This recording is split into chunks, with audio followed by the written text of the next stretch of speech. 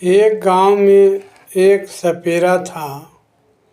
बहुत बूढ़ा था और उसको दो बेटा था। दोनों बेटा ने उस सपेरे को निकाल दिया।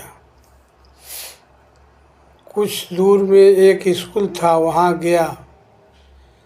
वह गंदा धोती और फटा कुतरा कुर्ता पहने हुए था।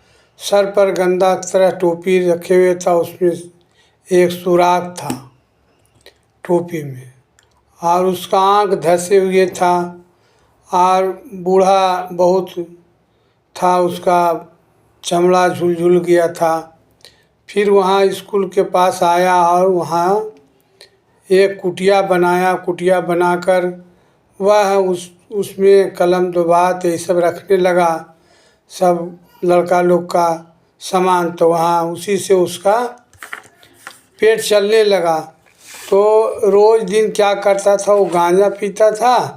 तो स्कूल का शाम को जाता, स्कूल का पोस्ता पर वहाँ बैठता और गांजा पीता। तो उसमें एक मास्टर रहते थे, तो मास्टर उसी में खाना बनाते थे, खाते थे। तो उन्हीं मास्टर से कभी सब्जी मांग लेता, कभी कुछ मांग लेता, उसी से बाजरे का रोटी से खा लेता वहीं पर, गंदा हाथ गंदा। तो मास्टर को बहुत घृणा आ रहा था, तो उससे बार बार जब जाए तब 10 गाली दे के भगाए, लेकिन फिर भी नहीं भाग रहा था। तो अंत में उसको चोरी का बदनाम किया कि यहाँ पैसा रखा हुआ था, तुम ले लिया, चोर है, ये है वो है। तो बूढ़ा कहा कि चोर तो नहीं है, लेकिन गरीब हैं, मजबूर हैं, लेकिन चोर नहीं हैं, चोर नहीं हैं हम। तो इस बदनामी से लेके हट गया, बेचारा नहीं आ रहा था।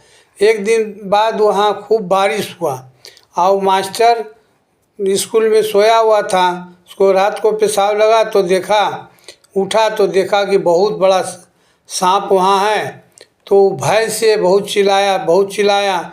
बहुत चिल्लाने के बाद भी उसको नहीं कोई उठा। तो फिर वही बूढ़ा के पास गया, बहुत चिल्ला चिल्ला कर।